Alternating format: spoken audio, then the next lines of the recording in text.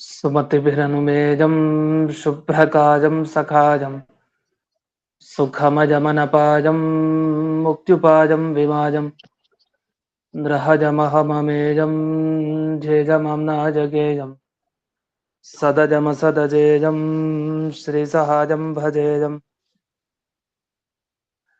अञ्जनासुनुसान्निध्यात् विजयेन विराजितम् अजितप्रीतिजनकं भजेऽहं विजयध्वजम् तपस्वाध्याय शुश्रूषा कृष्णपूजारतं मुनिं विश्वेशमिष्टदं वन्दे परिम्राट् चक्रवर्तिनं श्रीगुरुभ्यो नमः हरिः ओम्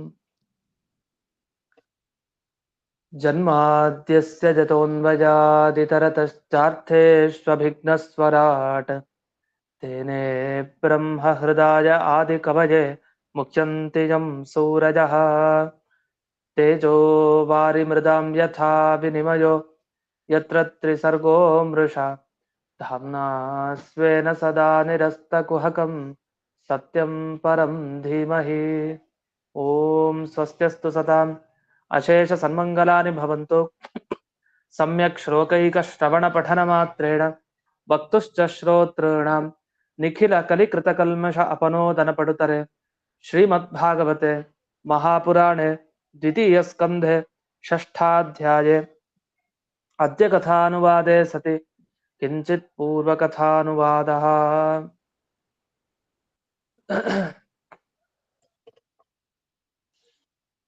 ಈಗ ಈ ಹಿಂದೆ ಶ್ವೇತದ್ವೀಪದ ಒಳಗಡೆ ಅನಂತಾಸನ ಲೋಕದ ಒಳಗಡೆ ವೈಕುಂಠ ಲೋಕದ ಒಳಗಡೆ ಇರೋ ಭಗವಂತನ ರೂಪಗಳಿಗೆ ಏನ್ ಹೆಸರು ಅಷ್ಟೇ ಅಲ್ಲ ಈ ಲೋಕಗಳೆಲ್ಲ ಅಂತರಿಕ್ಷ ಲೋಕಕ್ಕಿಂತ ಮೇಲಿರೋದ್ರಿಂದ ಇವನ್ನೆಲ್ಲ ದ್ವಿಲೋಕ ಅಂತ ಕರೀತಾರೆ ಹೀಗೆಲ್ಲ ವಿಷಯಗಳು ಬಂದಿತ್ತು ಈಗ ಈ ಶ್ವೇತದ್ವೀಪ ಅನಂತಾಸನ ವೈಕುಂಠ ಇದೆಲ್ಲ ಮೂರು ಲೋಕಕ್ಕಿಂತ ಹೊರಗಡೆ ಇರೋದು ಅಂತ ಆ ವಿಷಯವನ್ನು ಈಗ ತಿಳಿಸ್ತಾರೆ ಭೂಲೋಕ ಮತ್ತೆ ಪಾತಾಳ ಲೋಕ ಅಂತರಿಕ್ಷ ಲೋಕ ಇವುಗಳೆಲ್ಲ ಏನಿದೆ ಈ ಮೂರು ಲೋಕಗಳಿಗಿಂತ ಹೊರಗಡೆ ಇರುವಂತಹ ಲೋಕ ಇದು ಅಷ್ಟೇ ಅಲ್ಲದೇನೆ ಅಲ್ಲಿ ಶ್ವೇತದ್ವೀಪ ಅನಂತಾಸನ ವೈಕುಂಠ ಅನ್ನೋದು ಹೊರಗಡೆ ಇದೆ ಅಂತ ಅನ್ಲಿಕ್ಕೆ ಇಲ್ಲಿ ಪುರುಷ ಸೂಕ್ತದ ಮಾತು ಕೂಡ ಇದೆ ಅಂತ ತ್ರಿಪಾದೂರ್ಧ್ವ ಉದೈತ್ ಪುರುಷಃ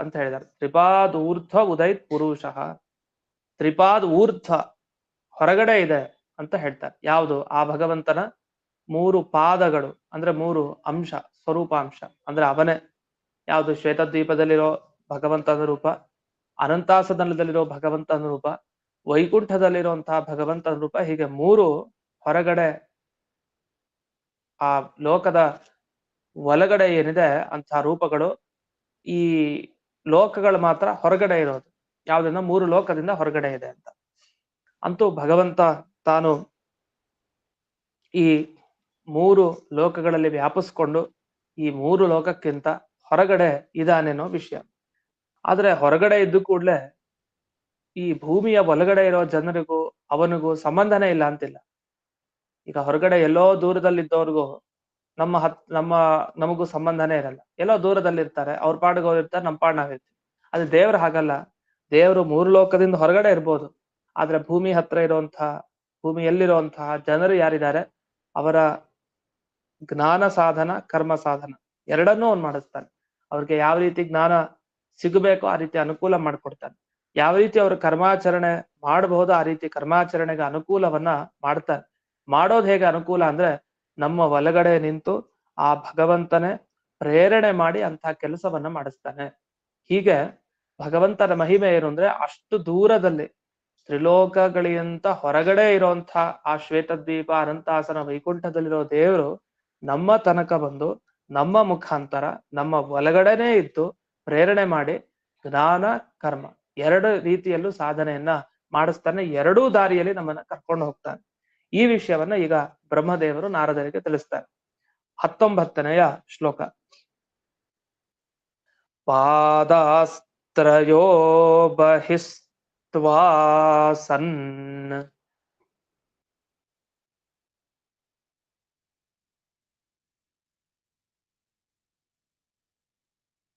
ಪ್ರಜಾನಾಂ ಯ ಆಶ್ರಯಾಃ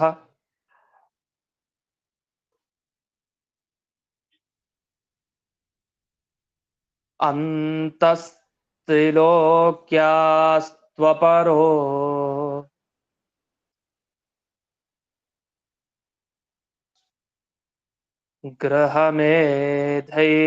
ಗೃಹಮೇಧೈರ್ಬೃಹದ್ಹುತಃ.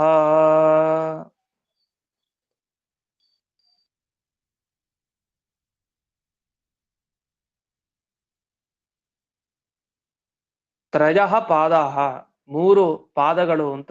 ಯಾವ್ದ್ಯಾವ್ದು ಮೂರು ಪಾದ ಆ ದೇವರಿಗೆ? ಅನಂತಾಸನ, ವೈಕುಂಠ, ಶ್ವೇತದ್ವೀಪ, ಹೀಗಿದೆ. ಭಗವಂತನ ಪಾದ ಅಂದ್ರೆ ಭಗವಂತನ ಸ್ವರೂಪನೇ ಅದು ಅಂತ. ಯಾವುದು? ಆ ಲೋಕ ಅಲ್ಲ, ಲೋಕದಿಂದ ಗೊತ್ತಾಗೋ ಆ ದೇವರ ರೂಪ, ಅದು ದೇವರ ಸ್ವರೂಪ. ಈ ಪಾದಾಸ್ತ್ರಯೋ ಬಹಿಸ್ತ್ವಾಸನ್, ಹೊರಗಡೆ ಅಂದ್ರೆ ಮೂರು ಲೋಕಕ್ಕಿಂತ ಬಹಿಹಿ, ಹೊರಗಡೆ ಈ ಮೂರು ಲೋಕಗಳು ಇದೆ ಅಂತ ಮಾತು ಬಂತು. ಅಪ್ರಜಾನಾಮ್ಯ ಆಶ್ರಯಾಹ, ಅಲ್ಲೆಲ್ಲ ಯಾರಿರ್ತಾರೆ? ಶ್ವೇತದ್ವೀಪ, ಅನಂತಾಸನ, ವೈಕುಂಠ, ಅಲ್ಲೆಲ್ಲ ಯಾರಿರ್ತಾರೆ ಅಂದ್ರೆ ಅಪ್ರಜಾನ, ಅವ್ರಿಗೆ ಮಕ್ಕಳಿಲ್ಲ. ಮಕ್ಕಳಿಲ್ಲದೆ ಇರುವಂತಹ ಅಂದ್ರೆ ಪ್ರಜೆಗಳು ಇಲ್ಲದೆ ಇರುವಂತಹ ದೇವತೆಗಳು ಆ ಲೋಕಗಳಲ್ಲಿ ಇರ್ತಾರೆ. ಯಾರ್ಯಾರು? ಬ್ರಹ್ಮದೇವರು, ಮತ್ತೆ ಲಕ್ಷ್ಮೀದೇವಿ, ಇವರೆಲ್ಲ ಆ ಮೂರು ಲೋಕ, ಶ್ವೇತದ್ವೀಪ, ಅನಂತಾಸನ, ವೈಕುಂಠ. ಅಂದ್ರೆ ಯಾರು ಈಗಾಗಲೇ ಮೋಕ್ಷದ ಯೋಗ್ಯತೆಯನ್ನು ಹೊಂದಿರೋರಿದ್ದಾರೆ, ಮುಕ್ತರಾಗ್ಲಿಕ್ಕೆ ಅರ್ಹತೆಯನ್ನ ಪಡೆದವರು, ಅಂಥವರೆಲ್ಲ ಅಂಥ ಲೋಕಗಳಲ್ಲಿ ಇರ್ತಾರೆ. ಇಲ್ಲಿ ಒಂದು ಮಾತು ಗಮನಾರ್ಹ, ಅಪ್ರಜಾನಾಮ್ ಅಂತ ಹೇಳಿದ್ದಾರೆ. ಅಂದ್ರೆ ಮಕ್ಕಳಿರ್ಲಿಲ್ಲ ಅಂಥ ದೇವತೆಗಳು ಅಂತ. ಬ್ರಹ್ಮದೇವರಿಗೆ ಮಗ ಯಾರು? ರುದ್ರದೇವರು. ಹೀಗೆ ಒಬ್ಬೊಬ್ಬರಿಗೆ ಒಬ್ಬೊಬ್ಬ ದೇವತೆ ಪುತ್ರ ಅಂತ ಪ್ರಸಿದ್ಧ, ಇನ್ನೊಬ್ಬರಿಗೆ ಅವ್ರಿಗೆ ಆ ದೇವತೆಗೆ ಇವ್ರ ತಂದೆ ಅಂತ ಪ್ರಸಿದ್ಧ. ಈಗ ಭಗವಂತ ಬ್ರಹ್ಮದೇವರಿಗೆ ತಂದೆ ಅಂತ ಪ್ರಸಿದ್ಧ. ಹೀಗೆ ಮುಂದಿನವರಿಗೆ ಹಿಂದಿನವರು ಅಲ್ಲಿ ಪ್ರಸಿದ್ಧ, ತಂದೆ ಮತ್ತೆ ಮಗ ಅಂತ. ಮತ್ತೆ ಅಪ್ರಜಾನಾಮ್ ಅಂದ್ರೆ ಏನರ್ಥ? ಪ್ರಜೆಗಳಿಲ್ಲ, ಮಕ್ಕಳಿಲ್ಲ ಆ ದೇವತೆಗಳಿಗೆ, ಅಂಥ ದೇವತೆಗಳು ಆ ಲೋಕಗಳಲ್ಲಿ ಇರ್ತಾರೆ ಅಂತ ಹೇಗೆ ಹೇಳಿದ್ರು ಅನ್ನೋ ಮಾತಿಗೆ ಮುಂದೆ ಇಲ್ಲಿ ಟಿಪ್ಪಣಿಯಲ್ಲೆಲ್ಲ ಉತ್ತರ ಕೊಟ್ಟಿದ್ದಾರೆ. ಆಗ ಬಂದಾಗ ಅದು ಉತ್ತರ ನೋಡೋಣ. ಸದ್ಯಕ್ಕೆ ಸಾಮಾನ್ಯವಾಗಿ ಶ್ಲೋಕದ ಅರ್ಥ ಇಷ್ಟು: ಆ ಲೋಕಗಳು ಮೂರು ಲೋಕಕ್ಕಿಂತ ಹೊರಗಡೆ ಇದೆ. ಅಷ್ಟೇ ಅಲ್ಲ, ಆ ಲೋಕದಲ್ಲಿರೋ ಪ್ರತಿಯೊಂದು ಭಗವಂತನ ರೂಪ ಅದು ಸಾಕ್ಷಾತ್, ಅದು ದೇವರೇ ಆಯಾ ಮೂರು ಲೋಕಗಳಲ್ಲಿ ಒಂದೊಂದು ರೂಪವನ್ನ ಹೊಂದಿದ್ದಾನೆ, ಅಲ್ಲಿ ಇರ್ತಾನೆ.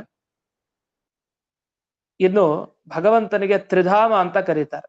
ತ್ರಿಧಾಮ ಅಂತ ಕರೆಯೋದು ಇದಕ್ಕೋಸ್ಕರನೇ, ಮೂರು ಕಡೆ ಅವನ ಧಾಮ, ಮನೆ ಇದೆ: ಶ್ವೇತದ್ವೀಪ, ಅನಂತಾಸನ, ವೈಕುಂಠ. ಹಾಗಾಗಿ ಮೂರು ಲೋಕದಲ್ಲಿರುವಂತಹ ಆ ಭಗವಂತನಿಗೆ ತ್ರಿಧಾಮ ಅಂತ ಕರೀತಾರೆ. ಇಷ್ಟೇ ಅಲ್ಲ, ತ್ರಿಲೋಕ್ಯ ಅಂತಃ ಅಪರಹ, ಅವನು ಮೂರು ಲೋಕಕ್ಕಿಂತ ಹೊರಗಡೆ ಇರೋದಷ್ಟೇ ಅಲ್ಲ, ಮೂರು ಲೋಕದ ಒಳಗಡೆನೂ ಇರ್ತಾನೆ.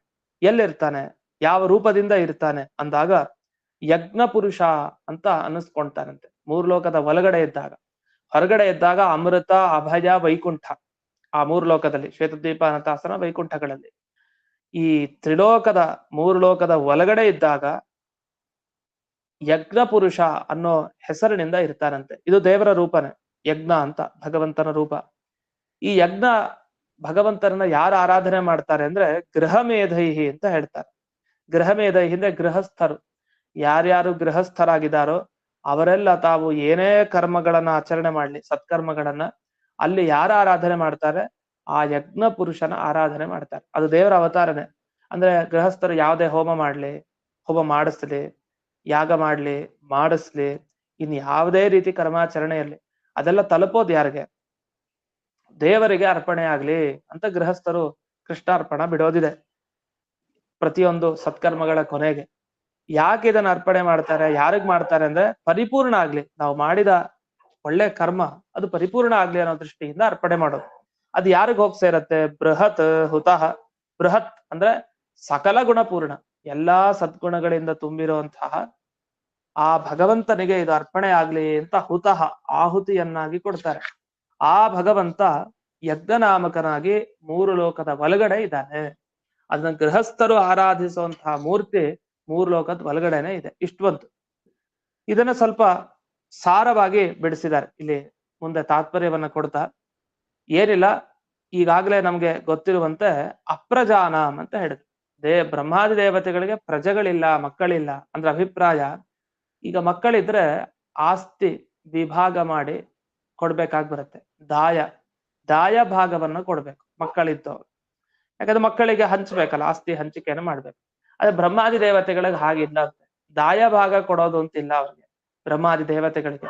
ಹಾಗಾಗಿ ಅವರಿಗೆ ಮಕ್ಕಳಿಲ್ಲ ಅನ್ನೋ ಅರ್ಥದಲ್ಲಿ ಈ ಶಬ್ದವನ್ನ ಬಳಸಿದ್ದಾರೆ. ಇದಾದ ಮೇಲೆ ಮೂರು ಲೋಕದ ಒಳಗಡೆ ಭಗವಂತನ ಒಂದು ರೂಪ ಇದೆ ಅಂತಂದ್ರು. ಆ ರೂಪಕ್ಕೇನ್ ಹೆಸರು? ಯಜ್ಞ ಅಂತ ಆ ರೂಪಕ್ಕೆ ಹೆಸರು. ಅದು ಯಾವ ಲೋಕದಲ್ಲಿದೆ? ಮೂರು ಲೋಕದ ಒಳಗಡೆ ಅಂದ್ರೆ ಅದೇ ಯಾವ ಲೋಕದಲ್ಲಿ ಅಂದಾಗ ವೈಶ್ವಾನರ ಲೋಕ ಅಂತ ಒಂದಿದೆ. ಆ ವೈಶ್ವಾನರ ಲೋಕದ ಒಳಗಡೆ ಆ ಯಜ್ಞ ಅನ್ನೋ ಭಗವಂತನ ರೂಪ ಇರುತ್ತೆ. ಆ ವೈಶ್ವಾನರ ಲೋಕದ ಒಳಗಡೆ ಇರೋ ಯಜ್ಞ ಅನ್ನೋ ಹೆಸರಿನ ಭಗವಂತನನ್ನ ಈ ಗೃಹಸ್ಥರೆಲ್ಲ ಆರಾಧನೆ ಮಾಡೋದು. ಹಾಗಾಗಿ ಯಾರೇ ಗೃಹಸ್ಥರಾಗ್ಲಿ ಅವರು ಆರಾಧನೆ ಮಾಡ್ತಾ ಇದ್ರೆ, ಕೃಷ್ಣಾರ್ಪಣ ಅಂತ ಆ ಭಗವಂತನಿಗೆ ಮಾಡ್ತಾ ಇದ್ರೆ, ಅದು ವೈಶ್ವಾನರ ಲೋಕದಲ್ಲಿರೋ ಯಜ್ಞನಿಗೆ ಹೋಗಿ ಸೇರತ್ತೆ ಅಂತ ಅರ್ಥ. ಹೀಗೆ ಅನೇಕ ರೂಪ ಆ ಭಗವಂತನಿಗೆ. ದೇವತೆಗಳ ಒಳಗಡೆ ತಾನಿರ್ತಾನೆ, ಋಷಿಗಳ ಒಳಗಡೆ ಇರ್ತಾನೆ, ಮನುಷ್ಯರ ಒಳಗಡೆ ಇರ್ತಾನೆ. ತಾನೇ ಅವರ ಮುಖಾಂತರ ಜ್ಞಾನ ಸಾಧನೆ, ಕರ್ಮ ಸಾಧನೆ ಎರಡನ್ನೂ ಮಾಡಿಸ್ತಾನೆ ಅನ್ನೋದು ಈ ಶ್ಲೋಕದ ಅಭಿಪ್ರಾಯ. ಇದರ ಮೇಲೆ ಇಲ್ಲಿ ಭಾಗವತ ತಾತ್ಪರ್ಯದಲ್ಲಿ ಮಧ್ವಾಚಾರ್ಯರು ಅನೇಕ ವಿಷಯಗಳನ್ನ ತಿಳಿಸ್ತಾರೆ. ಅದೇನು ಅಂತ ಈಗ ನೋಡೋಣ. ಅದರ ಮುಂಚೆ ಇಲ್ಲಿ ಟಿಪ್ಪಣಿಯಲ್ಲಿ ಕೆಲವು ವಿಷಯ ಇದೆ, ಅದನ್ನು ಜೊತೆಗೂಡ್ಕೊಂಡು ಭಾಗವತ ತಾತ್ಪರ್ಯದಲ್ಲಿ ಬ್ರಹ್ಮಾಂಡ ಪುರಾಣದ ಮಾತನ್ನ ಉಲ್ಲೇಖ ಮಾಡ್ತಾರೆ.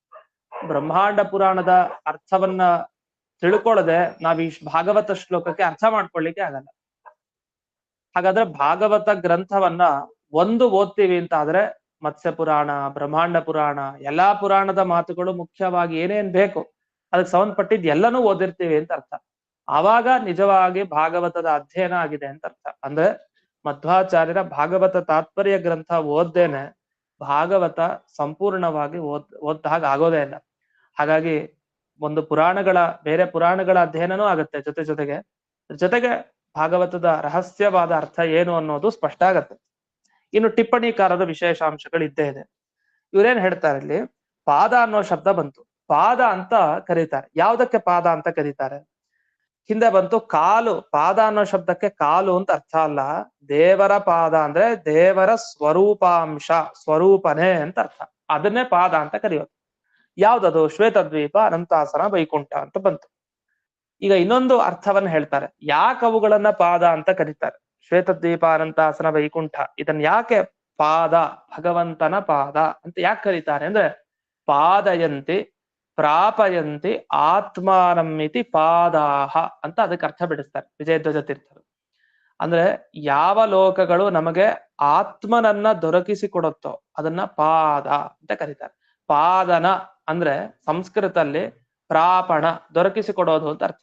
ಆ ಲೋಕಕ್ಕೆ ಹೋದ್ರೆ ಯಾರು ಸಿಗ್ತಾರೆ? ಮೂರು ಲೋಕಕ್ಕೆ ಹೋದ್ರೆ ದೇವರು ಸಿಗ್ತಾನೆ. ಅವನ ಅಮೃತ, ಅಭಯ, ವೈಕುಂಠ ಅನ್ನೋ ರೂಪಗಳು ವಿಶೇಷವಾಗಿ ಸಿಗತ್ತೆ. ಹಾಗಾಗಿ ಯಾವ ಲೋಕಗಳು ನಮಗೆ ಆ ಭಗವಂತನ ವಿಶೇಷ ರೂಪಗಳನ್ನ ದೊರಕಿಸಿಕೊಡುತ್ತೋ ಆ ಕಾರಣದಿಂದ ಅದಕ್ಕೆಲ್ಲ ಪಾದ ಅಂತ. ಶ್ವೇತದ್ವೀಪ ಅದು ಭಗವಂತನ ಪಾದ, ಯಾಕೆ ಭಗವಂತನ ದೊರಕಿಸ್ಕೊಡುತ್ತೆ ಅದರಿಂದ. ಇನ್ನು ಅನಂತಾಸನ ಭಗವಂತನ ಪಾದ, ವೈಕುಂಠ ಅದು ಭಗವಂತನ ಪಾದ ಅಂತ ಈ ಅರ್ಥದಲ್ಲಿ ಪಾದ ಅಂತ ಅಲ್ಲಿ ಬಳಸೋದು. ಇನ್ನು ಅಪುತ್ರರು ಅಂತ ಬ್ರಹ್ಮಾದಿ ದೇವತೆಗಳು ಯಾಕೆ ಕರೀತಾರೆ? ದಾಯ ಭಾಗವನ್ನ ಕೊಡದೇ ಇರೋರು ಅಂತ ಅರ್ಥ. ಅದೇ ಆಸ್ತಿ ಹಂಚಿಕೆ ಇತ್ಯಾದಿಗಳನ್ನ ಮಾಡದೇ ಇರೋರು, ಆದ್ರಿಂದ ಅವರಿಗೆ ಪುತ್ರರಿಲ್ಲ ಅನ್ನೋ ಅಭಿಪ್ರಾಯದಲ್ಲಿ ಬ್ರಹ್ಮಾದಿ ದೇವತೆಗಳಲ್ಲಿ ತಗೊಳ್ಳೋದು. ಇವರೆಲ್ಲ ಆ ಭೂಮಿ, ಅಂತರಿಕ್ಷ ಮೊದಲಾದ ಲೋಕಗಳಿಗಿಂತ ಹೊರಗಡೆನೆ ಇದ್ದಾರೆ. ಮುಖ್ಯವಾಗಿ ಇದಕ್ಕೆ ಪ್ರಮಾಣನೂ ಕೂಡ ಇದೆ. ಏನು? ಅನಂತಾಸನ ವೈಕುಂಠ ನಾರಾಯಣ ಪುರಾಣಿತು ಅಂತ. ಅದನ್ನ ಬ್ರಹ್ಮಾಂಡ ಪುರಾಣದ ಮಾತನ್ನ ಮುಂದೆ ತಿಳಿಸ್ತಾರೆ. ಅದನ್ನ ಇಲ್ಲಿ ವಿಜಯಧ್ವಜ ಒಂದು ಮಾತನ್ನ ಉಲ್ಲೇಖ ಮಾಡಿದ್ರು. ನಾರಾಯಣಪುರ ಅಂತ ಕರೆದಿದ್ದಾರೆ ನೋಡಿ. ಅನಂತಾಸನ ಆಯ್ತು, ಗೊತ್ತಿದೆ. ವೈಕುಂಠ ಆಯ್ತು. ಮುಂದೆ ಶ್ವೇತದ್ವೀಪ ಅಂತ ಹೇಳಿಲ್ಲ, ನಾರಾಯಣಪುರ ಅಂತ. ನಾರಾಯಣಪುರ ಅಂದ್ರೆ ಶ್ವೇತದ್ವೀಪ ಅಂತ ಆಯ್ತು. ಹೀಗೆ ಅದಕ್ಕೆ ಇನ್ನೊಂದು ಹೆಸರನ್ನು ಉಲ್ಲೇಖ ಮಾಡ್ತಾರೆ. ಹೀಗೆ ಈ ಮೂರು ಲೋಕದ ಬಗ್ಗೆನೇ ಚರ್ಚೆಯನ್ನು ಮಾಡ್ಕೊಂತ ಹೋಗ್ತಾ ಇದ್ದಾರೆ. ಇನ್ನು ಮೂರು ಲೋಕದಲ್ಲಿ ಇರುವಂತಹ ಭಗವಂತನ ರೂಪಕ್ಕೆ ತ್ರಿಧಾಮ ಅಂತ ಕರೀತಾರೆ ಅಂತ ಆಗ್ಲೇ ಬಂತು. ಈ ತ್ರಿಧಾಮ ಅನ್ನೋದು ಇನ್ಯಾವುದು ಅಲ್ಲ, ಮೂರು ಲೋಕದಲ್ಲಿರುವಂತಹ ರೂಪಗಳಿಗೆ ಆ ತ್ರಿಧಾಮ ಅಂತ ಕರೆಯೋದು. ಇಷ್ಟಾಗಿ ಯಜ್ಞ ಪುರುಷ ಆರಾಧನೆಯನ್ನ ಗೃಹಸ್ಥರೆಲ್ಲ ಮಾಡ್ತಾರೆ. ಹೇಗ್ ಮಾಡ್ತಾರೆ? ಬ್ರಹ್ಮಾರ್ಪಣ ಬುದ್ಧ ಎಲ್ಲ ಕರ್ಮಗಳನ್ನ ಮಾಡಿ ಇದು ಕೃಷ್ಣಾರ್ಪಣ ಅಂತ ಹೇಳ್ತೀವಲ್ಲ. ಕೃಷ್ಣಾರ್ಪಣ ಅಂದ್ರೆ ಕೃಷ್ಣ ಅಂದ್ರೆ ಬ್ರಹ್ಮ, ಅಂದ್ರೆ ಪರಬ್ರಹ್ಮ, ಚತುರ್ಮುಖ ಬ್ರಹ್ಮದೇವರಲ್ಲ, ಪರಬ್ರಹ್ಮ ಅಂದ್ರೆ ವಿಷ್ಣು, ಅವನಿಗೆ ಅರ್ಪಣೆ ಆಗ್ಲಿ ಅಂತ. ಅದ್ ಅರ್ಪಣೆ ಆಗೋದು ಎಲ್ಲಿ ಅಂದ್ರೆ ವೈಶ್ವಾನರ ಲೋಕದಲ್ಲಿರುವಂತಹ ಆ ಭಗವಂತನಿಗೆ ಸೇರೋದು ಅಂತ. ಈ ವೈಶ್ವಾನರ ಲೋಕ ಎಲ್ಲಿದೆ ಅಂದಾಗ ಒಂದೊಂದೇ ಮಾತನ್ನ ತಿಳಿಸ್ತಾ ಹೋಗ್ತಾರೆ. ಈ ಮೂರು ಲೋಕ, ಒಂದು ಈ ಧ್ರುವ ಲೋಕದ ಬಗ್ಗೆ ಹೇಳ್ತಾರೆ, ಇಂದ್ರಲೋಕದ ಬಗ್ಗೆ ಹೇಳ್ತಾರೆ, ಇನ್ನು ಮೇರು ಮಧ್ಯಗಹ, ಮೇರು ಪರ್ವತದ ಮಧ್ಯದಲ್ಲಿ ಅದು ಒಂದು ಲೋಕನೇ, ಅದು ಕೂಡ ಅಂಥ ಪ್ರದೇಶದ ಮಧ್ಯಕ್ಕೆ ಹೋಗೋದು. ಈ ಮೂರು ವಿಭಾಗಗಳನ್ನ ಇಲ್ಲಿ ತಿಳಿಸ್ತಾರೆ. ಆ ಅಂಶಗಳನ್ನೆಲ್ಲ ಇಲ್ಲಿ ಈಗ ಬ್ರಹ್ಮಾಂಡ ಪುರಾಣದಲ್ಲಿ ಬಂದದ್ದನ್ನ ಈಗ ಸ್ಮರಿಸ್ತಾ ಹೋಗ್ತಾರೆ. ಅದನ್ನ ನೋಡೋಣ.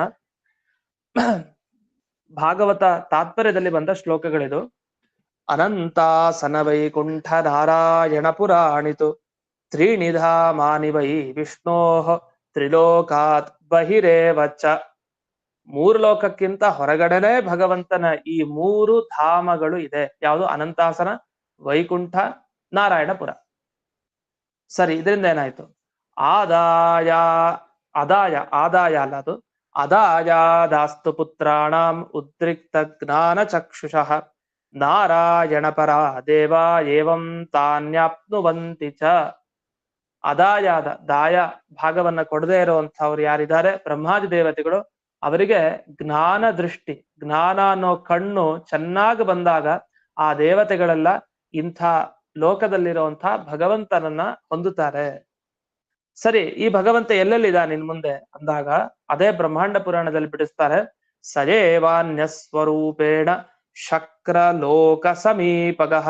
ಅದು ಇಂದ್ರಲೋಕದ ಹತ್ತಿರ. ಶಕ್ರಲೋಕ ಅಂದ್ರೆ ಇಂದ್ರಲೋಕ, ಆ ಶಕ್ರ ಅಂದ್ರೆ ಇಂದ್ರ ಅಂತ ಅರ್ಥ. ಇಂದ್ರಲೋಕದ ಹತ್ತಿರಕ್ಕೆ ಒಂದು ಲೋಕ ಇದೆ, ಅಂದ್ರೆ ಇಂದ್ರಲೋಕದ ಕೆಳಗಡೆ. ಅದು ಯಾವುದು? ವೈಶ್ವಾನರ ಲೋಕ. ಆ ವೈಶ್ವಾನರ ಲೋಕದ ಒಳಗಡೆ ಯಜ್ಞ ಅನ್ನೋ ಭಗವಂತನ ಮೂರ್ತಿ ಇದೆ, ಆರಾಧನೆ ಮಾಡ್ತಾರೆ. ಎಲ್ಲ ಗೃಹಸ್ಥರು ಏನೇ ಅರ್ಪಣೆ ಮಾಡ್ಲಿ ಅದಲ್ಲಿ ಹೋಗೇ ಸೇರೋದು ವೈಶ್ವಾನರ ರೂಪಿ ವೈಶ್ವಾನರ ಲೋಕದ ಒಳಗಡೆ ಇರುವಂತಹ ಯಜ್ಞನಾಮಕ ಪರಮಾತ್ಮನಿಗೆ. ಇದು ಗೃಹಸ್ಥರ ಉಪಾಸ್ಯ ಮೂರ್ತಿ ಅಂತ ಹೇಳ್ತಾರೆ. ಹಾಗ ಗೃಹಸ್ಥನಾದವನು ಯಾವುದೇ ಒಂದು ಸತ್ಕರ್ಮ ಮಾಡ್ಲಿ, ಕೊನೆ ಕೃಷ್ಣಾರ್ಪಣ ಅನ್ಬೇಕಾದ್ರೆ, ಈಗ ಭಾಗವತ ನಾವು ಕೇಳಿದೀವಲ್ಲ, ಇದರ ಮುಖಾಂತರ ನಾವು ಎಲ್ಲಿಗೆ ಅದನ್ನ ಅರ್ಪಣೆ ಮಾಡ್ಬೇಕು ಅಂದ್ರೆ ಇಂದ್ರಲೋಕದ ಕೆಳಗಡೆ ಇರೋ, ಅಂದ್ರೆ ತ್ರಿಲೋಕದ ಒಳಗಡೆನೆ ಇರೋದು, ಹೊರಗಡೆ ಏನಲ್ಲ, ಇಂದ್ರಲೋಕದ ಹತ್ತಿರ ಇರೋ ವೈಶ್ವಾನರ ಲೋಕದ ಒಳಗಡೆ ಇರೋ ಯಜ್ಞ ಪುರುಷನಿಗೆ ಅದು ಸೇರತ್ತೆ ಅಂತ ಅರ್ಥ. ಪ್ರತಿಯೊಂದು ಹೋಮದಲ್ಲಿ ಕೊಟ್ಟ ಆಹುತಿ ಏನೇ ಆಗ್ಲಿ, ಅಥವಾ ಜೀವನದಲ್ಲಿ ಮಾಡಿದ ಸತ್ಕರ್ಮಗಳು ಏನೇ ಇರಲಿ, ಅದನ್ನೆಲ್ಲ ಆಹುತಿಯನ್ನಾಗಿ ಅರ್ಪಣೆ ಮಾಡೋದು. ಅದು ಯಜ್ಞಾನೋ ಅನುಸಂಧಾನದಲ್ಲಿ, ಪ್ರತಿಯೊಂದು ಕೆಲಸನೂ ಯಜ್ಞಾನೋ ಅನುಸಂಧಾನದಲ್ಲೇ ಸತ್ಕರ್ಮ ಮಾಡೋದು ನಾವು. ಹಾಗಾಗಿ ಅಲ್ಲಿ ಆಹುತಿಯನ್ನಾಗಿ ಕೊಡೋ ಪ್ರತಿ ವಸ್ತು ಗೃಹಸ್ಥನಾದವನು ಏನು ಕೊಡ್ತಾನೆ ಅದು ಸೀದಾ ಹೋಗಿ ವೈಶ್ವಾನರ ಲೋಕದಲ್ಲಿ ಇರುವಂತ ಆ ಭಗವಂತನಿಗೆ, ಯಜ್ಞ ಪುರುಷ ಅಥವಾ ಯಜ್ಞ ಅನ್ನೋ ಹೆಸರಿನ ಭಗವಂತನಿಗೆ ಅದು ಸೇರುತ್ತೆ ಅಂತ ಅರ್ಥ. ಇಷ್ಟ ಆಯ್ತು. ಇನ್ನು ಮುಂದೆ ಯತಿಗಳ ಬಗ್ಗೆ ಬರ್ತಾರೆ. ಸನ್ಯಾಸಿಗಳು ಅವರು ಉಪಾಸನೆ ಮಾಡುವಂತಹ ಮೂರ್ತಿ ಯಾವುದು ಅಂದಾಗ ಇಲ್ಲಿ ಉಲ್ಲೇಖ ಮಾಡ್ತಾರೆ ಮುಂದೆ. ಇಜ್ಜೋ ಯಜ್ಞ ಪುಮಾ ನಾಮ ಜ್ಞಾನಿನಾಂ ಗೃಹಿಣಾಂ ಪದಂ. ಇದು ಈಗ ತಾನೇ ಬಂತು. ಇಜ್ಜ ಅಂದ್ರೆ ಉಪಾಸನೆ ಮಾಡ್ತಾರೆ, ಉಪಾಸನೆ ಮಾಡಲ್ಪಡುವವನು ಅಂತ ಹಾಗೇ ಅರ್ಥ ಹೇಳೋದಿದೆ. ಇಜ್ಜ ಯಾರು? ಯಜ್ಞ ಪುಮಾನ್, ಯಜ್ಞ ಪುರುಷ ಅಂತ ಅವನ ಹೆಸರು. ಯಾರಿಗಿದು? ಗೃಹಿಣಾಂ ಪದಂ, ಜ್ಞಾನಿಗಳಾದ ಗೃಹಸ್ಥರೇನಿದ್ದಾರೆ ಅಂಥ ಗೃಹಸ್ಥರಿಗೆ ಆಶ್ರಯ ಯಾರು?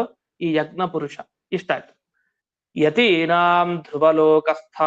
ಧ್ರುವಲೋಕದಲ್ಲಿ ಯತಿಗಳಿಗೆ ಬೇಕಾದ ಭಗವಂತನ ರೂಪ ಇದೆ.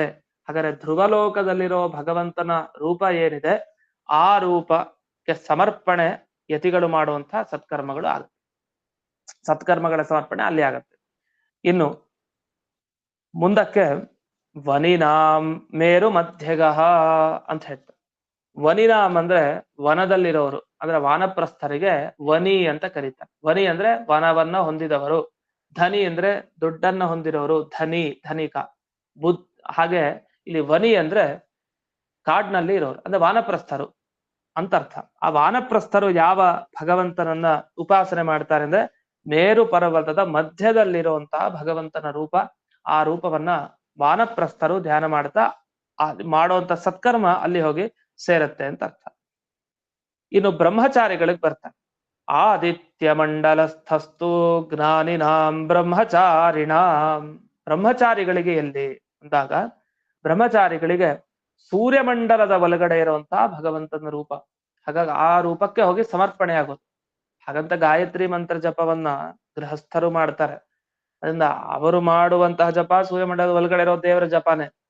ಆದ್ರೆ ಕರ್ಮ ಸಮರ್ಪಣೆ, ಅದು ಹೋಗಿ ಸೇರೋದು, ಅಲ್ಲಿ ಫಲ ಸಿಗೋದು, ಅದು ಯಾವುದು ಅನ್ನೋದಕ್ಕೆ ಅಲ್ಲಿ ವೈಶ್ವಾನರ ಲೋಕದಲ್ಲಿರೋ ಯಜ್ಞ ಪುರುಷನ ಬಗ್ಗೆ ಹೇಳಿತ್ತು. ಮತ್ತು ಬ್ರಹ್ಮಚಾರಿಗಳಿಗೆ ಆದಿತ್ಯ ಮಂಡಲಸ್ಥಸ್ತು, ಆದಿತ್ಯ ಮಂಡಲ ಅದು ಸೂರ್ಯಮಂಡಲದ ಒಳಗಡೆ ಇರುವಂತಹ ಭಗವಂತನ ರೂಪ ಏನಿದೆ ಅದೇ ವಿಶೇಷವಾಗಿ ಉಪಾಸ್ಯ ಅಂತ.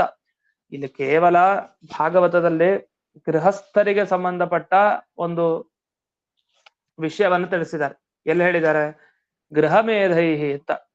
ಗೃಹ ಮೇಧೈಹಿ ಅಂದ್ರೆ ಗೃಹಸ್ಥರು ಅಂತ ಅರ್ಥ. ಮನೆಯಲ್ಲೇ ಹೋಮ ಮಾಡ್ತಾ ಇರೋರು, ಮನೆಯಲ್ಲೇ ಅಂತ ಏನಿಲ್ಲ, ಮನೆಯಲ್ಲಿಯೂ ಹೋಮ ಮಾಡ್ತಾ ಇರೋರು, ಹೊರಗಡೆನೂ ಮಾಡ್ತಾರೆ, ಮನೆಯಲ್ಲಿಯೂ ಮಾಡ್ತಾರೆ ಅಂತ ಗೃಹಸ್ಥರು ಯಾರಿದ್ದಾರೆ, ಆ ಗೃಹಸ್ಥರಿಂದ ಆರಾಧ್ಯವಾದ ಮೂರ್ತಿ ಬಗ್ಗೆ ಹೇಳಿದ್ರಷ್ಟೇ. ಆದ್ರೆ ಇದರ ಜೊತೆಗೆ ಬ್ರಹ್ಮಾಂಡ ಪುರಾಣದಲ್ಲಿ ಬಂದ ಮಿಕ್ಕ ವಿಷಯವನ್ನು ಸೇರಿಸ್ಕೊಳ್ಬೇಕು ಅಂತ ಮಧ್ವಾಚಾರ್ಯರು ಅದನ್ನ ತಿಳಿಸ್ಕೊಟ್ಟಿದ್ದಾರೆ. ಇದು ಅಪರೂಪದ ವಿಷಯ. ಹೀಗೆ ಇಲ್ಲಿ ಭಾಗವತ ತಾತ್ಪರ್ಯದಲ್ಲಿ ಬ್ರಹ್ಮಾಂಡ ಪುರಾಣದ ಮಾತನ್ನ ಉಲ್ಲೇಖ ಇಷ್ಟವರೆಗೆ ಮಾಡಿದ್ರು. ಇದಾದ್ಮೇಲೆ ಇಲ್ಲಿ ಯಾದುಪತ್ಯ ಟಿಪ್ಪಣಿಯಲ್ಲಿ ಕೆಲವು ವಿಷಯಗಳಿದೆ. ಇಲ್ಲಿ ತಿಳಿಸುವಂತ ವಿಷಯ ಇಷ್ಟೇ, ನಪುತ್ರ ದಾಯಮುಪಯಂತಿ ಅಂತ ಒಂದು ವೇದವಾಕ್ಯನೇ ಇದೆ. ಅಂದ್ರೆ ಇವರೆಲ್ಲ ಬ್ರಹ್ಮಾದಿ ದೇವತೆಗಳು ತಮ್ಮ ಪುತ್ರರಿಗೆ ದಾಯ ಭಾಗವನ್ನ ಹಂಚೋದಿಲ್ಲ ಅಂತ ವೇದವಾಕ್ಯ ಇದೆ. ಹಾಗಾಗಿ ಅವರನ್ನ ಅಪುತ್ರರು ಅಂತ ಕರೆದಿದ್ರು. ಇನ್ನು ದೇವತೆಗಳು ಆ ಭಗವಂತನನ್ನ ಪಡೆದಿದ್ದಾರೆ ಅಂತ ಹೇಳಿದ್ರಲ್ಲ, ಶ್ವೇತದ್ವೀಪ, ಅನಂತಾಸನ, ವೈಕುಂಠ, ಇಲ್ಲಿರುವಂತಹ ದೇವರ ರೂಪವನ್ನು ಅವರೆಲ್ಲ ಪಡೆದಿದ್ದಾರೆ ಅಂತ ಹೇಳಿದ್ರು. ಹೇಗ್ ಪಡ್ಲಿಕ್ಕೆ ಸಾಧ್ಯ ಅವರು ಅಂದಾಗ ಅವರಲ್ಲಿ ಎರಡು ಗುಣ ಇತ್ತಂತೆ. ಒಂದು, ಅವರಿಗೆ ಜ್ಞಾನ ದೃಷ್ಟಿ ಚೆನ್ನಾಗಿತ್ತು. ಜ್ಞಾನ ದೃಷ್ಟಿಯನ್ನ ಚೆನ್ನಾಗಿ ಪಡೆದುಕೊಂಡಿದ್ರಿಂದ ಅಂತ ಲೋಕಕ್ಕೆ ಹೋದ್ರು ದೇವರನ್ನ ನೋಡ್ತಾ ಇದ್ದ. ಇನ್ನು ನಾರಾಯಣ ಪರಾಹ ದಿವ್ಯ ದೃಷ್ಟಿ ಕೊಟ್ಟು ಕೂಡಲೇ ಅದನ್ನ ಸಾರ್ಥಕ ಮಾಡ್ಕೊಂಡಿದ್ದಾರೆ. ತುಂಬಾ ಒಳ್ಳೇದೇ ಆಯ್ತು, ದಿವ್ಯ ದೃಷ್ಟಿ ಏನೋ ಸಿಕ್ತು ನಿಜ, ಆದ್ರೆ ದೇವರ ಧ್ಯಾನನೇ ಮಾಡಿಲ್ಲ, ಸುಮ್ಮನೆ ಕೂತ್ ಬಿಟ್ರೆ ವ್ಯರ್ಥ. ದಿವ್ಯ ದೃಷ್ಟಿ ಚೆನ್ನಾಗಿತ್ತು, ಅದ್ರ ಜೊತೆಗೆ ಸದಾ ಭಗವಂತನಲ್ಲಿ ಮುಳುಗಿದ್ರು. ಈ ಎರಡು ಕಾರಣದಿಂದ ಅವರಿಗೆ ಅಂಥ ಲೋಕದಲ್ಲಿರುವಂತಹ ಭಗವಂತನನ್ನ ಹೊಂದುವಂತಹ ಭಾಗ್ಯ ಸಿಕ್ತು. ಇಲ್ಲಿ ಆಪ್ನುವಂತಿ ಅಂತ ಬಂತು, ಹೊಂದುತ್ತಾರೆ ಅಂತ. ಅಂದ್ರೆ ಸಂಸಾರ ದಶೆಯಲ್ಲಿದ್ರೆ ಇನ್ನೂ ಅವ್ರು ಮುಕ್ತರಾಗಿಲ್ಲ. ಸಂಸಾರ ಈಗ ಮುಕ್ತ ಸ್ಥಾನ ಅಂತ ಎರಡು ಜಾಗ ಇರುತ್ತೆ. ಮೋಕ್ಷಕ್ಕೆ ಹೋಗ್ಬೇಕಾದವ್ರ ಸ್ಥಾನ ಒಂದಿರುತ್ತೆ, ಆಗ್ಲೇ ಅವ್ರು ತಲುಪಿರ್ತಾರೆ, ಅಲ್ಲಿ ಇರ್ತಾರೆ. ಇನ್ನು ಮೋಕ್ಷಕ್ಕೆ ಹೋಗೋ ಯೋಗ್ಯತೆ ಇರುತ್ತೆ, ಆದ್ರೆ ತಲುಪಿರಲ್ಲ, ಇನ್ನು ಸಂಸಾರ ದಶೆಯಲ್ಲಿ ಇರ್ತಾರೆ, ಇನ್ನು ಕರ್ಮ ಸವಿಬೇಕಾಗಿರುತ್ತೆ. ಅಂಥವ್ರು ಅಮುಕ್ತ ಸ್ಥಾನದಲ್ಲಿ ಇರ್ತಾರೆ, ಅಂದ್ರೆ ಸಂಸಾರ ದಶೆಯಲ್ಲಿ ಇರ್ತಾರೆ. ಸಂಸಾರ ದಶೆಯಲ್ಲಿದ್ದಾಗ ಅಲ್ಲಿ ದೇವರ ಪೂಜೆ ಮಾಡ್ಲಿಕ್ಕೋಸ್ಕರ ಅವ್ರು ಹೋಗ್ತಾರೆ, ಎಲ್ಲಿ ಆ ಲೋಕಗಳಲ್ಲಿ. ಮುಕ್ತಿಯಲ್ಲಾಗ್ಬೇಕಾದ್ರೆ, ಮುಕ್ತಿ ಸಿಕ್ತು ಅಂದ್ರೆ ಸಾಯುಜ್ಯಾರ್ಥಂ, ದೇವರ ಸಾಯುಜ್ಯವನ್ನ ಪಡಿತಾರೆ. ಅಂದ್ರೆ ದೇವರ ಒಂದೊಂದು ಭಾಗದ ಒಳಗಡೆ ಹೋಗಿ ಸೇರ್ಕೊಳ್ತಾರೆ. ದೇವರೇ ಆಗಲ್ಲ, ದೇವರ ಒಂದೊಂದು ಭಾಗದ ಒಳಗಡೆ ಹೋಗಿ ಸೇರ್ಕೊಳ್ತಾರೆ ಅಂತ ಅಷ್ಟೇ ಅರ್ಥ. ಹೇಗೆ ಮುಂಚೆ ಎಲ್ಲ ವಿವರಣೆ ಬಂತು, ವಿರಾಟ್ ರೂಪಿ ಪರಮಾತ್ಮನ ಒಂದೊಂದು ಕೈ ಕಾಲು ಒಂದೊಂದು ಭಾಗಗಳಿಂದ ದೇವತೆಗಳು ಹೊರಗೆ ಬಂದಾಗ ವಾಪಸ್ಸು ಅದೇ ಅಂಗಗಳಿಗೆ ಹೋಗಿ ಸೇರ್ತಾರೆ, ಅದೇ ಅವರಿಗೆ ಮೋಕ್ಷ ಅಂತ. ಅಂದ್ರೆ ಸಾಯುಜ್ಯ ಮೋಕ್ಷ, ಅದನ್ನು ಮುಂಚೆ ಹೇಳಿದ್ರಲ್ಲ, ಅದನ್ನ ಈಗ ನೆನಪಿಸುತ್ತೆ. ಸರಿ, ಇದಾದ್ಮೇಲೆ ಒಟ್ಟು ಅಭಿಪ್ರಾಯ ಏನು ಅಂದ್ರೆ, ಪಾದತ್ರಯಂ ದೇವಾನಾಮೇವ ಸಂಸಾರ ದಶಾಯಾಮ್ ಇಜ್ಯಂ ಅಂತೆ ಪ್ರಾಪ್ಯಂಚ. ದೇವತೆಗಳು ತಾವು ಸಂಸಾರದಲ್ಲಿದ್ದಾಗಲೂ, ಅಂದ್ರೆ ಇನ್ನು ಮೋಕ್ಷಕ್ಕೆ ಹೋಗದೇ ಇದ್ದಾಗ ಅವರೇ ಈ ಮೂರು ಪಾದ ಅಂದ್ರೆ ಅಮುಕ್ತ ಸ್ಥಾನ, ಶ್ವೇತದ್ವೀಪ, ವೈಕುಂಠ, ಅನಂತಾಸನ, ಇಂಥ ಅಮುಕ್ತ ಸ್ಥಾನ ಏನಿದೆ ಅಲ್ಲಿ ಅಂತದನ್ನ ಪಡಿತಾರೆ. ಅಂತೆ ಪ್ರಾಪ್ಯಂ, ಕೊನೆಯದಾಗಿ ಅವರು ಇದೆಲ್ಲ ಸಾಧನಾ ಪೂರ್ತಿ ಆದ ಮೇಲೆ ಮುಕ್ತ ಸ್ಥಾನಕ್ಕೆ ಹೋಗ್ತಾರೆ. ಆದ್ರಿಂದಲೇ ಮೂರು ಲೋಕದಲ್ಲಿರೋ ದೇವರ ಅಂಶವನ್ನ ಗೃಹಸ್ಥಾದಿಗಳು ಪೂಜೆ ಮಾಡಿ ಕೊನೆಗೆ ಅದನ್ನು ಹೊಂದುತ್ತಾರೆ ಅಂತ ಇಲ್ಲಿ ಹೇಳಿತ್ತು. ಇನ್ನು ತ್ರಿಪಾತ್ ಪುರುಷ ಸ್ವರೂಪಭೂತಃ ತ್ರಿವಿಧೋ ಅಂಶಃ. ತ್ರಿಪಾತ್ ಪುರುಷ ಅಂದ್ರೆ ಆ ಪುರುಷ ಪರಮಾತ್ಮನ ತ್ರಿಪಾತ್ ಮೂರು ಪಾದ ಅಂತ, ಅಂದ್ರೆ ಆ ಮೂರು ರೂಪಗಳನ್ನ ಹೊಂದಿಸುವಂತ ಪಾದ ಲೋಕಗಳು ಅಂತ ಅಲ್ಲಿ ವರ್ಣನೆ ಮಾಡಿತ್ತು. ಇಷ್ಟಾದ್ಮೇಲೆ ಇನ್ನು ಮುಂದಕ್ಕೆ ಗ್ರಹ ಮೇಧ ಅಂತ ಹೇಳಿದಲ್ಲ. ಗ್ರಹ ಮೇಧ ಅಂದ್ರೆ ಈ ಗ್ರಹದಲ್ಲಿದ್ದು ಮೇಧ ಅಂದ್ರೆ ಯಜ್ಞ ಮಾಡೋದು ಅಂತ ಅರ್ಥ. ಯಜ್ಞ ಮಾಡಿ ದೇವರನ್ನ ಒರೆಸ್ಕೊಳ್ಳೋದು ಅಂತ ಗ್ರಹ ಮೇಧ ಅಂತ ಅವರನ್ನ ಕರೀತಾರೆ. ಇನ್ನೊಂದು ಬ್ರಹ್ಮಾಂಡ ಪುರಾಣದಲ್ಲಿ ಪದ ಅಂತ ಒಂದು ಶಬ್ದ ಬಂತು. ಪದ ಅಂದ್ರೆ ನಾವ್ ಹೇಳೋ ಪದಗಳಲ್ಲ. ಈಗ ಕೃಷ್ಣ ಅನ್ನೋ ಪದ, ರಾಮ ಕೃಷ್ಣ ಅನ್ನೋ ಪದ, ಆ ಪದ ಅಲ್ಲ ಇಲ್ಲಿ ಹೇಳಿದ್ದು ಬ್ರಹ್ಮಾಂಡ ಪುರಾಣದಲ್ಲಿ. ಇಲ್ಲಿ ಬಂದ ಪದ ಅಂದ್ರೆ ಯಾವುದು ಅಂದ್ರೆ ಆಶ್ರಯ ಅಂತ ಅರ್ಥ. ಯಾವುದರಿಂದ ನಾವು ಪಡಿತೀವೋ ಒಂದನ್ನ, ಆ ಪಡೆಯೋದನ್ನ ಪದ ಅಂತ ಕರಿತೀವಿ. ಅಂದ್ರೆ ಶ್ವೇತದ್ವೀಪ ಅನಂತಾಸನ ವೈಕುಂಠವನ್ನ ಒಬ್ಬ ಪಡಿತಾ ಇದ್ದಾನೆ ಅಂತ ಆದ್ರೆ ಅದನ್ನ ಪದ ಅಂದ್ರೆ ಸ್ಥಾನ, ಆಶ್ರಯ ಅಂತ ಕರೀತಾರೆ. ಹೀಗೆ ಇಲ್ಲಿವರೆಗೆ ಈ ವಿಸ್ತಾರವಾಗಿ ಈ ಟಿಪ್ಪಣಿಯಲ್ಲಿ ವಿವರಣೆ ಮಾಡ್ತಾ ಬಂದ್ರು. ಕೊನೆಗೆ ಈ ಮಂತ್ರದ ಅರ್ಥ ಅಂತ ಹೇಳ್ತಾರೆ. ತತಶ್ಚ ಅಯಂ ಮಂತ್ರ ಅರ್ಥ ಅಂತ. ವಸ್ತುತಃ ಇದು ಶ್ಲೋಕ ತಾನೆ. ಭಾಗವತದ ಶ್ಲೋಕವನ್ನ ಮಂತ್ರ ಅಂತ ಹೇಗೆ ಹೇಳಿದ್ರು? ಅದು ಮಂತ್ರ ತರನೆ, ಮಂತ್ರ ತುಲ್ಯ. ಯಾಕೆ ಅಂದ್ರೆ ಪುರುಷ ಸೂಕ್ತದ ಅರ್ಥವನ್ನ ಇದು ವಿವರಣೆ ಮಾಡ್ತಾ ಇದೆ. ವೇದದ ಅರ್ಥವನ್ನ ವಿವರಣೆ ಮಾಡ್ತಾ ವೇದದ ಪದಗಳನ್ನೇ ಹಾಕಿದ್ದಾರೆ ಈ ಎಲ್ಲ ಭಾಗವತದ ಪದ್ಯಗಳಲ್ಲಿ. ಹಾಗಾಗಿ ಇದು ಮಂತ್ರದ ಅರ್ಥ ಅಂತ ಇಲ್ಲಿ ಯಾವ್ದು ಪದ್ಯದಲ್ಲಿ ತಿಳಿಸಿದ್ದಾರೆ. ಅದೇನ್ ಮಂತ್ರದ ಅರ್ಥ ಏನ್ ಹೇಳ್ತಾರೆ ಅಂದ್ರೆ ಈ ಹಿಂದೆ ಹೇಳಿದಂತೆ ಈ ಭಗವಂತನ ಪಾದಗಳೇ ಇವು. ಒಂದು ಇಂದ್ರಲೋಕದ ಹತ್ರ ಇದೆ, ಇನ್ನೊಂದು ವೈಶ್ವಾನರ ಲೋಕದ ಹತ್ರ ಇದೆ, ಧ್ರುವಲೋಕದಲ್ಲಿದೆ, ಮೇರು ಪರ್ವತದ ಮಧ್ಯದಲ್ಲಿದೆ, ಸೂರ್ಯನ ಮಧ್ಯದಲ್ಲಿದೆ ಅಂತ. ಹೀಗೆ ದೇವರ ಸ್ವರೂಪಾಂಶಗಳೇನಿದೆ ಅಷ್ಟನ್ನೆಲ್ಲ ಇಲ್ಲಿವರೆಗೆ ವಿವರಿಸಿದ್ರು. ಇನ್ನು ಮುಂದಕ್ಕೆ ಹೊಸ ವಿಚಾರವನ್ನ ಮತ್ತೆ ಹೇಳ್ತಾರೆ ಮುಂದೆ 20ನೆಯ ಶ್ಲೋಕದಲ್ಲಿ. ಅದೇನ್ ವಿಚಾರ ಅನ್ನೋದನ್ನ ನಾಳೆ ದಿವಸ ನೋಡೋಣ. ನಾಳೆ ದಿವಸ ಪ್ರದೋಷ ಏನಿರೋದಿಲ್ಲ, ಹಾಗೆ ನಾಳೆ ದಿವಸ ಪಾಠ ಇದೆ ಅಂತ ಸೂಚನೆಯನ್ನ ನೀಡ್ತಾ ಇಂದಿನ ಈ ಪಾಠವನ್ನ ಗುರುವಂತರ್ಗತ ವ್ಯಾಸತೀರ್ಥ ಗುರುವಂತರ್ಗತ ಅತೀರಮಣ ಮುಖ್ಯ ಪ್ರಾಣಾಂತರ್ಗತ ಶ್ರೀಮಂತ ಗೋಪಾಲಕೃಷ್ಣನಿಗೆ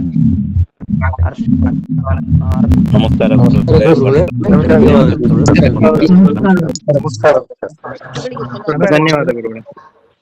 ಧನ್ಯವಾದಗಳು. ನಮಸ್ಕಾರ ಆಚಾರ್ಯ.